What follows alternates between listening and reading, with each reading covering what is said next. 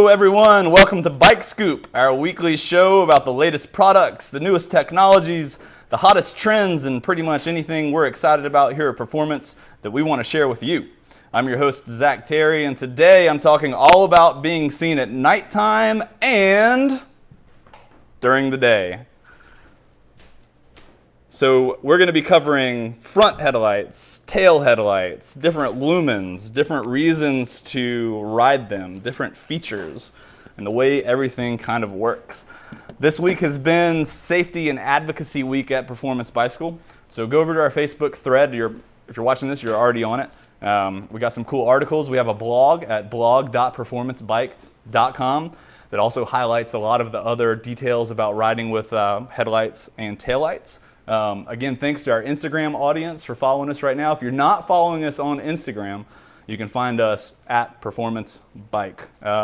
This is our weekly Bike Scoop show. We do it every Wednesday at 3 p.m. So tune in each week if you can. Next week, we're going to be reporting live from Las Vegas for the last ever Interbike industry trade show that's going to be in Las Vegas. So next year, it's going to Reno, Nevada. So next week, we're going to be covering live from Interbike all the different highlights of the show for the very last Bye-Bye Vegas. All right, so let's jump straight to the chase here. We're talking about lights. First, I want to talk about kind of like standard features that you're going to see with most lights. Now, if you're totally new to cycling and this is your first time learning about lights, the evolution of lights has drastically changed. So probably 7 or 8 years ago even, these lights had really big battery packs that you either put in a backpack or mounted in a front water bottle cage to give you visibility so you could see at night. In the last several years, it's been kind of like a race to see who can give like the brightest lights with the lightest weight at the best value, the best prices. So we're going to kind of feature why you would need some of these lights, and we'll touch base on some of the different features of the specific lights as we go. But again, if you're totally new to this, the technology has drastically changed, and it's really, really cool these days. So each light is going to come with some standard features. They're all going to have like different types of mounts. So some mounts are going to have like a rubberized piece like this that just strap on, super easy. Very easy on and off. Some of the lights are going to have a more dedicated mount, like this one here from the Night Rider Lumina 950. So this guy can come on and off, and it goes in and it clips into place. So it's a little bit more secure. Now this mount for this handlebar does have a really big, thick rubber strap at the back of it. We also have this style here from this is the Axiom Laser 900, where there's actually a screw in the back here that tightens it up. So again, very secure. Those are kind of the two types of mounts that you're going to find, either the rubberized one or the more direct mount that's going to be a little bit more secure. Additionally, they're going to find different types of batteries. Now, if you're doing any battery-powered device for cycling, chances are that you're super familiar with the CR2032, I think is the name of it. It's what you use in heart rate monitors, speed and cadence sensors, and some of the lights that are out there. Most of the new lights, however, are rechargeable. They come with USB charging ports that you can plug into your computer or to your wall mount to charge those up. So batteries technology has totally changed. I kind of mentioned a minute ago, the batteries used to be these huge things that you have to, sometimes stuff in a backpack or mount on a water bottle on the down tube. But now it's made it super light because of the battery power, right? Let's talk about weight on these. Most of the lights, like the heaviest light that you're going to find today, is probably only going to weigh about 450 grams or so, which is right at about a pound. And those are going to be super heavy duty lights that are going to almost be brighter than a freaking 747 landing at the airport. We'll talk later about why you may or may not need that. Running time is something that people always are curious about. So most of these lights are going to run between an hour and a half to upwards of 12 hours, depending on how bright you're going to put them and what type of light it is. And then lumens is kind of like the next big question, is like, what do lumens mean? Lumens essentially is how bright the light is going to be. And most of the time, the name of the light is going to reference how many lumens it has. So this is the Night Rider Lumina 950. This light tops out at 950 lumens. We have the Laser 900 over here. This is the Lezyne 500 XL micro drive, so it's 500 lumens. Now, just because it goes up to 900 lumens doesn't necessarily mean that you have to run it at 900 all the time, or whatever the lumen may be. So let's talk about, there's kind of like standard features. Let's talk about the uses. Why do I need a running light? Well, I think the most obvious thing is to be safe, right?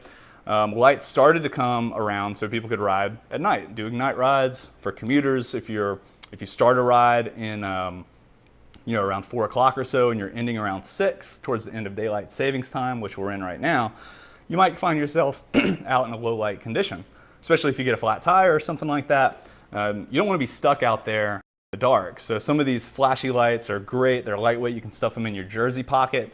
And then if you need to, you can throw them on if you run into a situation where you need them. Let's talk about some of the uses for daytime.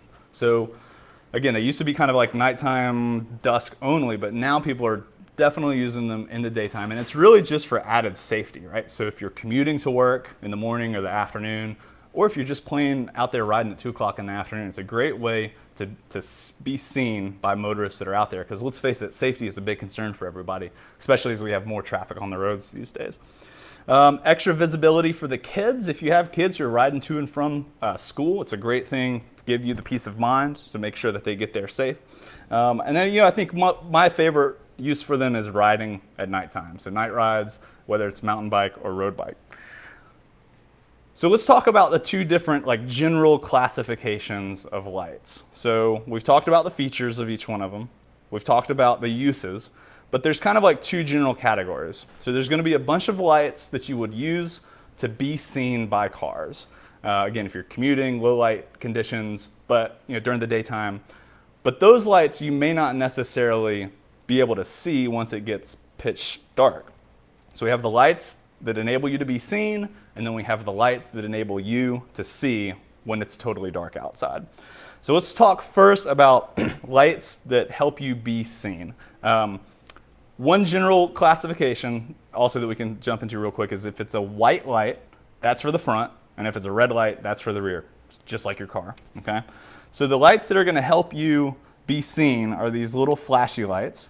Again, this is probably around a 40 lumen light.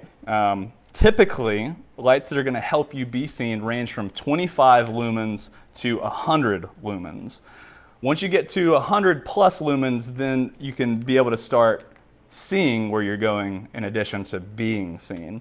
A couple of cool instances for these, we have the Zap 2 by Axiom as well. That's the front one. And then we also have the Zap 2 rear that's here. Now, most of the lights that are on the rear seat post obviously are behind you.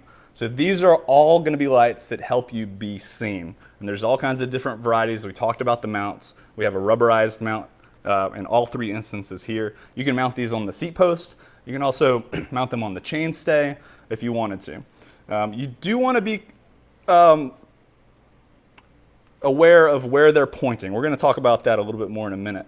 But the new technologies has made it really cool to get the lights in specific places. So this Axiom, you can kind of do it up and down like that. And this is an Axiom Laser Beam 180 that's kind of pre-designed, so you see the seat post is going that way, to be pointing straight backwards, as is this last little Axiom here. So those are the lights that are going to help you be seen. You're going to put them on the front handlebars, the rear seat post, potentially the chainstay. You can also put them on top of your helmet or in the rear of your helmet if you'd like.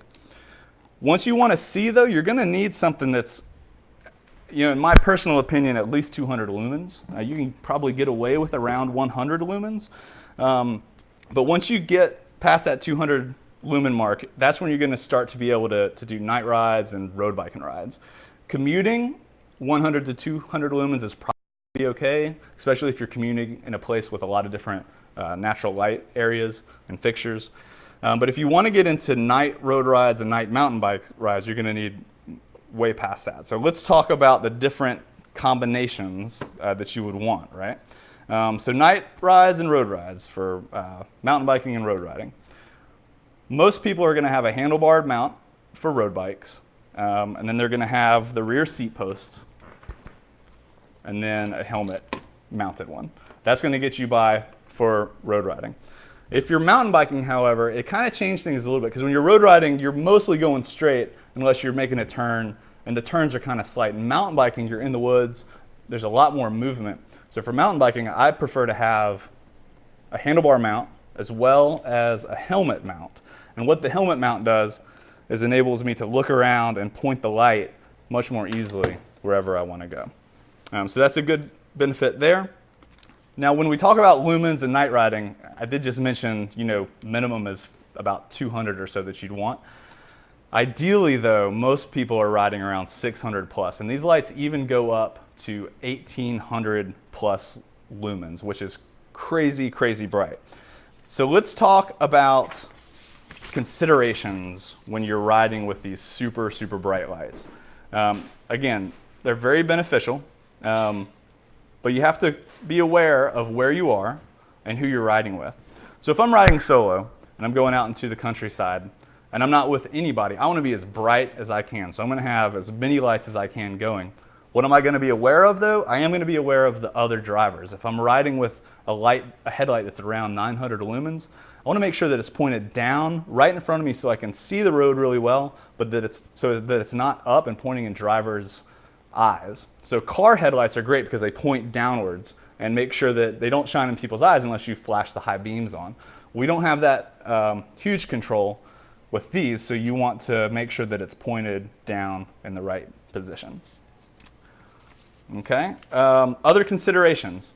If you're riding with a group, especially in the road, you may want to save all of the flashy lights that are in the back. If you're riding in a group of, say, 20 people, you're naturally going to show up on drivers' radars as they're driving. They're going to be able to see you because there's a lot of folks. But you don't want to blind the other riders. It's easy to get tunnel vision at night while you're riding. And I've been in instances where I've been behind someone with, 2 blinky lights down below and one on their helmet, and it kind of blinds me, and it does, make you run the risk of crossing wheels and going down. So be aware of that. If you're riding in traffic, if you're commuting, you definitely want to keep in mind, where you're pointing the light, upwards or downwards. And you also want to think about the legality of it. So in some states, it is required to have front and rear lights running all day long. In some very, very rare cases, it's actually illegal to have front headlights. It's, again, very, very rare circumstances. But it's going to be up to you to make sure you check the local laws and make sure that you're following them, right? So that's kind of like the top level overview. I think, the last thing that we want to talk about is, yes, even though these can go up to upwards of 1800 lumens, you do have options with them. So most of them are going to have lots of different modes, right? So there's flashing modes, there's steady modes, and then those steady modes, you can increase them usually in increments of 4 to 8 different styles. So like, for instance, the Laser 900 that we have here by Axiom, it's going to start off and it has a low setting, a medium setting, a high setting, and a flashing setting. Another fun thing with all these lights is familiarizing yourself with them. So each light works totally different. So some of them you just click it and it turns right on. Some of them you have to hold it for 3 seconds before it turns on. Some of them, when you click it, it turns on, but it'll be in one mode. So if you click it, it'll turn on and be in steady mode, and then you may have 3 or 4 different versions of the steady mode, different brightnesses, but then you have to hold it down again to turn it into flashing mode. So they can be a little bit tricky. They are fun to play with. And I guess just lastly, I'm going to just follow up with my favorite one. So I always kind of try to save my favorite thing for the very end. So this is the Lezyne Laser Drive, and this is a rear-facing tail light. And the really cool thing about this thing is that it actually shoots a laser down onto the road. So here it is.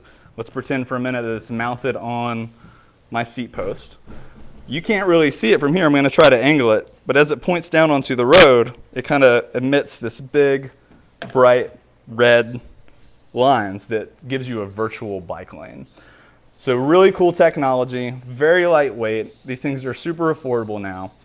We have a huge selection at Performance. We highly encourage you, if you're not riding with lights, to definitely check them out. It is the end of daylight savings time.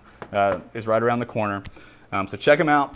thank you for tuning in. This is short bike week. This is a short bike scoop this week because we're just talking about front and rear headlights. And we appreciate you tuning in. And join us next week. We're going to be live from Las Vegas, Nevada for the very last Interbike that's in Las Vegas. Next year it's going out to Nevada. But this year it's the last one in Vegas, and we're going to be talking with folks from Bike Rumor and Bicycling Magazine, as well as a lot of our other vendors that we and brands that we carry to get all the latest and greatest information for you. So thanks for tuning in. I'm Zach Terry. This is our weekly show, and we'll see you in Vegas.